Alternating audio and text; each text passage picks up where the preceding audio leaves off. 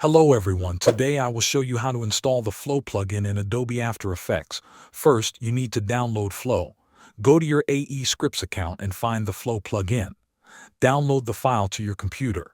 You will get a ZXP file. Keep it in a place where you can easily find it, like your desktop or Downloads folder. Next, you need the AE Scripts plus AE Plugins Manager. This is a small application that helps you install ZXP plugins in After Effects. If you do not have it yet, download it from the AE Scripts website and install it. Once installed, open the manager. Now, in the manager, click on the option to install a new plugin.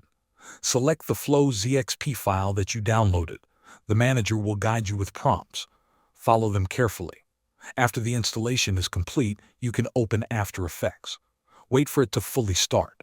Then, go to the top menu and click on Window, then Extensions. You should see Flow listed there. Click on Flow to open the plugin panel inside After Effects. Once the panel is open, Flow is ready to use. Thanks for watching.